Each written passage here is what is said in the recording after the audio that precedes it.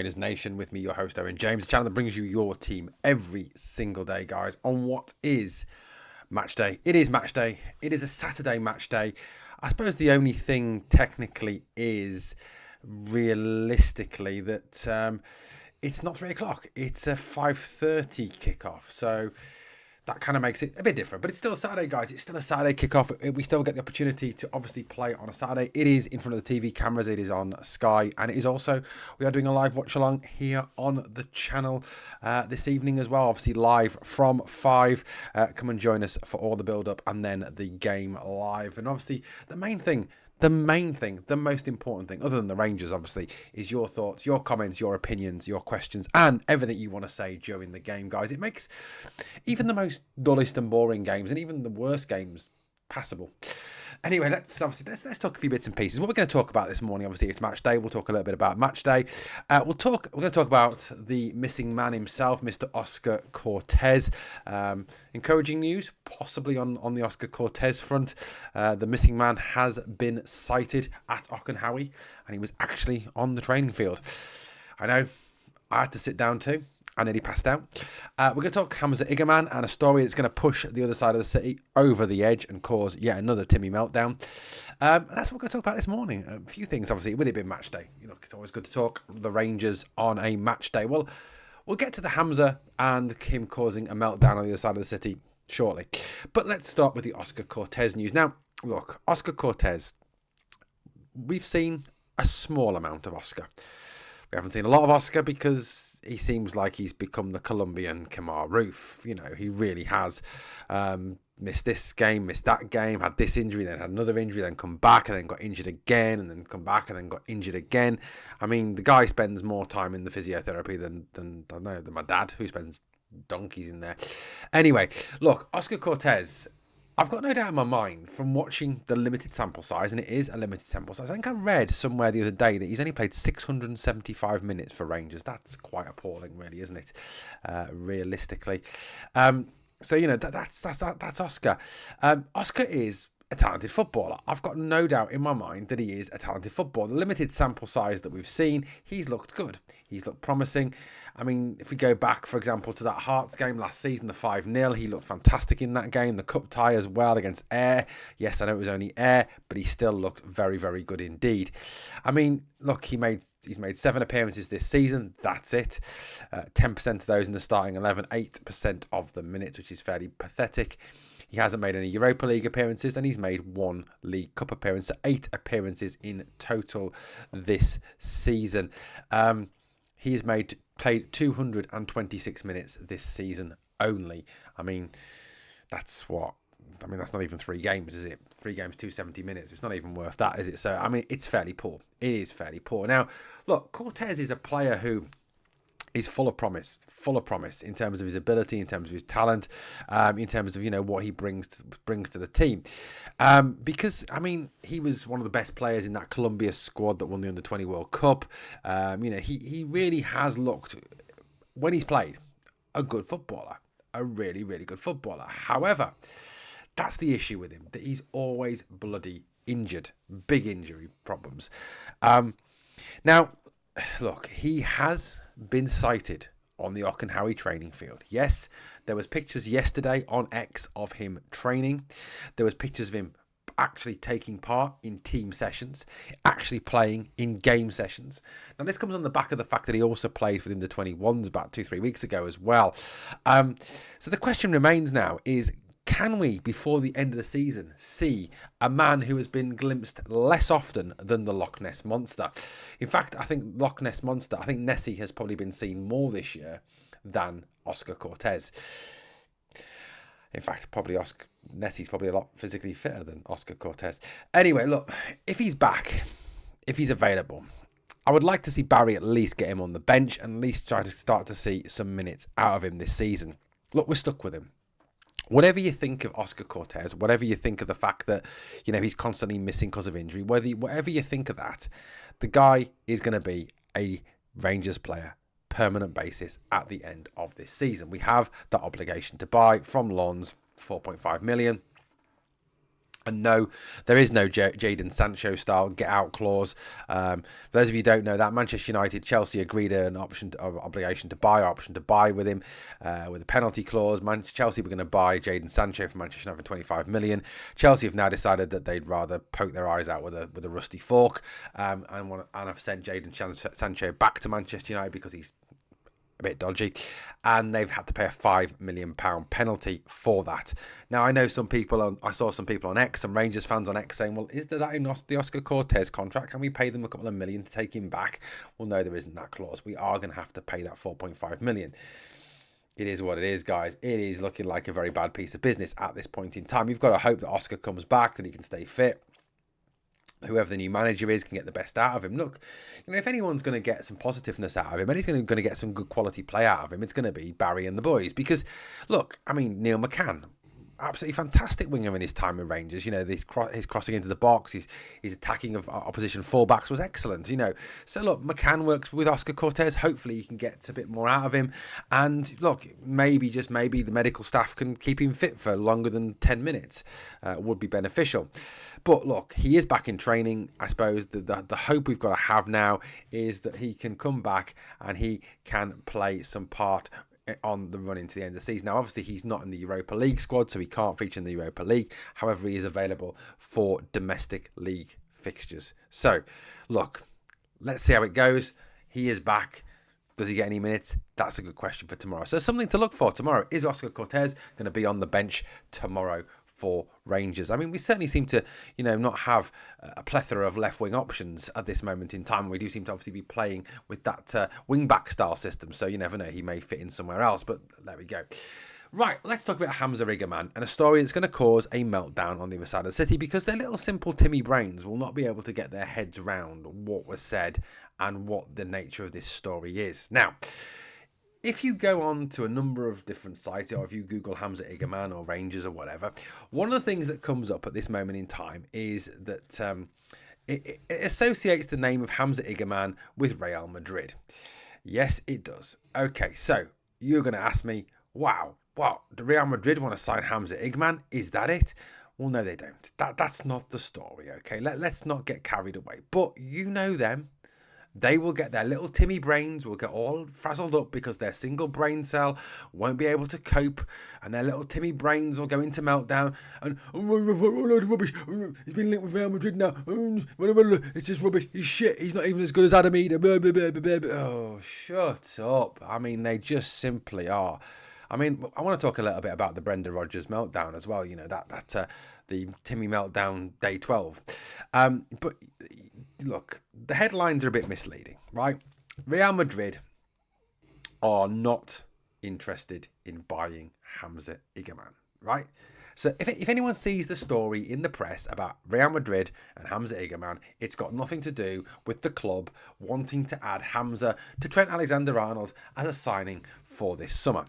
What it is Brahim Diaz, who is a Real Madrid player and a Moroccan international, obviously has been away on international duty with Hamza Iggerman. Brahim Diaz is one of the best players in world football right now. The guy plays for Real Madrid, the guy plays for Morocco, plays Champions League football, very good in the Champions League, plays in La Liga, one of the top 5 leagues, very good footballer, plays international football for Morocco, who are a decent international nation now, and is very good for them. Now, what it is was that Brahim Diaz obviously has been working with Hamza in training and obviously played with him the other day as well in that game where Hamza came on for his debut. And Brahim Diaz has commented on Hamza's Instagram status, and he's also spoken about Hamza and spoken in glowing terms about Hamza.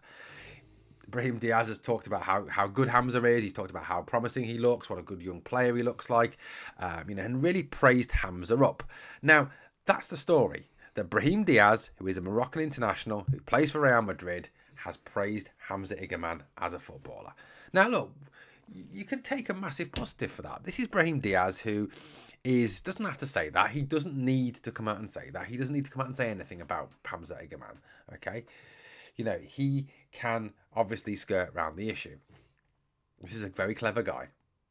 Plays for one of the top clubs in Europe, will have been media trained up to the kazoo, and will know everything there is about media responses. So you've got to take a positive from that. If someone like Brahim Diaz, who plays with the likes of Vinicius Jr., who plays with the likes of Luka Modric, who plays with, with Rodrigo, plays with some very talented players. Now, if he is saying that Hamza Iggerman is a good footballer and looks like and will develop into a very good footballer in his opinion, you need to listen to someone like him, because I think he probably knows a little bit of what he's talking about. But I just wanted to put that across, because you know what they're like. They will go into a little bit of a meltdown. Their little Timmy brains just won't be able to cope with the story, because they do struggle to read. And they'll just see Real Madrid and Hamza Iggerman, and they'll just absolutely lose the plot. And they'll have a little meltdown, just like they did with their little Timplosion over Václav Černý. And when Černý was praised playing for the Czech Republic and called the Czech Robin, again, there was a little Timmy meltdown over that. And then when Nico Raskin was praised, got a standing ovation coming off the pitch against Belgium, which apparently wasn't for him, according to them, because they're the experts. And he was actually really shit in that game, apparently, according to them, even though he got man of the match. I did read one Celtic fan saying he was the worst player on the pitch, even though he was given man of the match by analysts that actually know what they're talking about. But we all know that Celtic fans are absolute geniuses. They had a little Timplosion over that. They're going to have another little Timplosion over this, because they just can't cope. They just can't cope with it. But really good that Brahim Diaz obviously has talked in glowing terms about his international teammate and obviously Rangers star Hamza Iggerman. On the negative side of it, of course, is when you've got players like Brahim Diaz, world superstars, talking about Hamza Iggerman, it does kind of flag him up to football teams around the world, and it's not really what you want, is it? We don't, it's a bit of a shh, Brahim, just for now, thank you. Okay. Right, let's talk a bit about... I want to just kind of address this Brendan Rodgers thing. Now, Brendan Rodgers has been speaking about the Václav Černý incident. Yes, 12 days after the Old Firm game, he is still talking about it. He was asked about it. He didn't need to answer it. He could have quite easily got away with saying nothing about it. He could have skirted away from it. Look, these guys are clever. They know what they're doing. They know what they're responding when they say things, and they also know how to avoid questions. They're not stupid, okay?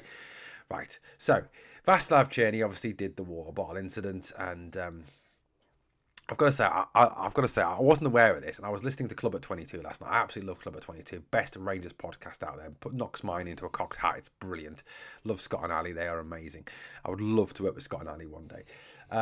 But look, I mean, they talked about the Nathan Evans concert. Nathan Evans is, I've got to say, Nathan Evans. I'm so into Nathan Evans' music right now. Absolutely fantastic. And he talked about Scott Arfield got up on the stage with a super soaker, apparently, and soaked everybody at the Nathan Evans concert. No doubt Scott Arfield will probably be arrested for assault or something like that. But yeah, anyway, getting back to the story. So obviously he was asked about the Václav Černý incident. He was asked to talk about it. And he said that it was disrespectful. He wouldn't want his players to do that. Seemingly forgotten all the things that the players from Celtic have done in the past, tying scarves to goalposts and to corner flags, kicking flares into crowds, wiping their nose on corner flags, etc., etc. So obviously, very short-term memory loss. Didn't even have the courtesy to refer to Rangers as Rangers. Obviously, they can't even use our name now. The disrespect there is massive. And talked about this incident. Now, to me, it's just, again, another example of disrespect, another example of a meltdown, another example of them being the worst losers in Europe. They just cannot take it. They've got to lash out. They've got to find everyone else to blame, something else to distract from the fact they were beaten fair and square. And look, I'm going to refer Brendan Rodgers to what Barry Ferguson said. I want to see my players celebrate when things happen in the heat of the moment. Get over it, basically. And I think that's the best way to look at this. Get over it. Stop being a sado. Stop being a wokarati. Stop being pathetic. Just get over it. Because it happened, and it's not a serious issue. It's fucking water. Deal with it. Right. Okay, look, the game today. Let's talk about a game of football now. We are playing Dundee today. It is at Dens Park. Our record at Dens Park in the last 10 games, not exactly clever. Yep, that's right. It's not exactly clever, is it? As I mentioned on a video the other day, we've played them 10 times. Apologies for the dog snoring, by the way. Shadow is here next to me. He goes everywhere with me. They've, out of the last 10 games, Rangers have won 5 and they have lost 2 and drawn 3. So we've got a 50% win ratio at Dens Park, which if you consider it, and compare it to our win percentages at other grounds, is actually quite poor. 50%. Now, I know for most teams that would be pretty respectable, but we are Rangers, they are Dundee. It's not the cleverest, is it? It's not the best, in terms of results records. It's something we need to start to put right tomorrow. And I'll be honest with you, the problem is, of course, that our results away from home this season have not been the cleverest, have they? They haven't been great, not this season. And I think when we sit back and when we reflect on this season, we could come out of this season having beaten Celtic 3 times out of 4 in the Old Firm, and we could lose the league by double-digit points. So you're basically looking at the fact that those games, and a lot of them have been away games, have basically cost us, pushing them for the title this season. Defeats obviously away from home at St Mirren, for example, to Kilmarnock. They're games that have really cost us and really kind of put us behind the 8 ball when it comes to chasing down Celtic. But, you look at our last couple of results against them, not clever at Dens Park. We drew 1-1 with them in our last game against them at Dens Park. Before that, there was that 0-0, that hideously horrible 0-0, the one that basically cost us the title last season. We did win 5-0 that season, obviously with Sam Lammers scoring when we all thought he'd turn the corner, and we obviously were proved sadly wrong. Prior to that, we did beat them 2-1, 3-0, 1-0, and then there was a 1-1, and then there were back-to-back 2-1 defeats. So, look, like I said, last 10 results are not great. Last 2 as well, 2 draws. So tomorrow is a game that we need to obviously start. Or today, sorry, I'm recording this on Friday night, so apologies. Saturday tonight is a game we need to win. Yes, I know that the league is over. Yes, I know that realistically, it doesn't really matter what we do between now and the end of the season. It's all about, obviously, being the Europa League. It's all about getting ready for next season now. But for these players and for the manager, it's also about, number 1, staying in form for the Europa League. Number 2, laying down a marker and saying, look, hey, Barry, I'm ready to play in the Europa League. Look what good form I'm in. And for Barry Ferguson and Neil McCann and Billy Dodds and Alan McGregor, if they want their jobs full-time permanently, it's about proving that they're ready to take those jobs. It's about winning all these domestic games between now and the end of the season and showing that we're ready for that. And going away to somewhere like Dens Park is what we need to do. Now, look, I'm talking it up, and I shouldn't be, because it's Dundee at Dens Park. It's not exactly Real Madrid at the Bernabeu. It's not Liverpool at Anfield. It's not Paris Saint-Germain at the Parc des Princes. It's not Ajax at the Amsterdam Arena. Okay, it's not Inter Milan at the San Siro. It's none of those things. None of those things. Okay, so look, at the end of the day, it is not a situation where we should be starting to panic and we should be starting to worry. And given what Barry's been talking about in terms of being a bit more nasty, being a bit more streetwise, being a bit sort of more in your face, kind of going back to old Rangers, going back to how we used to play, under Souness, under Walter Smith, under Big Eck, those days when we were nasty to play against, when we had a nasty side to us. And we didn't worry about going to Dens Park or Tynecastle or Diarmid Park or any of those places. We went, we were Rangers, we showed up, and we put them to the sword because that's what Rangers do. Now let's put this into a bit of perspective. Dundee, yes, they won their last game away from home 4-2 against the Dundee Derby. Now we all know in derbies anything is possible, anything can happen. Prior to that, they lost 3-1 at Tynecastle. Prior to that, they drew 1-1 with St Johnstone. Granted, St Johnstone are in a bit of decent form at the moment. Motherwell beat them 2-1 at Fir Park. They lost 3-1 to Ross County prior to that. They were then lost. Previous to that, they lost at home to Aberdeen, who have been hit and miss for the second half of the season. They did win 4-0 in the Scottish Cup against Airdrieonians. Not exactly a massive achievement. They lost 6-0 at Celtic Park to Celtic. They also lost 6-0 to Hearts at home as well. In fact, you've got to go back to the 20th of January for a decent result at home, a 1-0 win over Dundee United. They really seem to have the evil eye over them. They did also draw 3-3 with Celtic at Dens Park back on the 14th of January, so we'll be hoping for a repeat of that. But their form is not great coming into this game. I suppose neither is ours to some extent, but it's a game we've got to put out there. We've got to really go out there from minute 1, show the aggression, show the speed of play, show that get in their faces kind of thing. And I think if we go out there and we put in an aggressive, physical, in your face kind of performance, You know, we've got the players with the talent to actually, you know, put them to the sword. We really have. You know, yes, they've got some decent players. You know, they've got obviously Lyle Cameron, who's going to be a Rangers player next season. Interesting to see how he plays tonight. But look, this team, whoever's selected, and I'll go over a bit of a team selection in a minute, whoever's selected for Rangers, you've got to say that, you know, we are more than capable of beating them. We are more than capable of smashing them, because we should be. You know, this is only done, and I don't want to be disrespectful and sound disrespectful, but it's only Dundee. It's not Celtic. It's not Real Madrid. It's not Barcelona. It's not Liverpool or Arsenal or Man City or Chelsea. It's not Bayern Munich, okay? It is Dundee. And we need to stop blowing these teams up out of all proportion and actually start believing in ourselves a bit more. Now, I do think you're starting to see that. You're starting to get elements of that under Barry. But it's time to show that today for me. Team selection. Look, I think he'll go with a 3-4-3 or 3-4-2-1, whatever you want to call it. I think he'll go with that formation because it seems to be working for him. It seems to be doing well for him. I think in terms of team selection, I think he may go for something like this. Don't quote me on this. And I'm not saying this is gospel, but Jack Butland in goal, back three: Sterling, Suter, and Balogun, which I think is a very solid back three. And I think Sterling was great in that right side centre-back position last time out. Tav as a right wing-back with insider in Dio and Raskin. I think he'll go then with also, I think he'll put Connor Barron in there as well. I think he'll go with a sort of solidy look to that midfield. So Barron, Dio and Raskin as a sort of 5 in the midfield.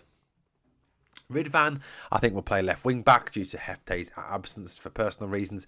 Tierney will play off. I hope Hamza.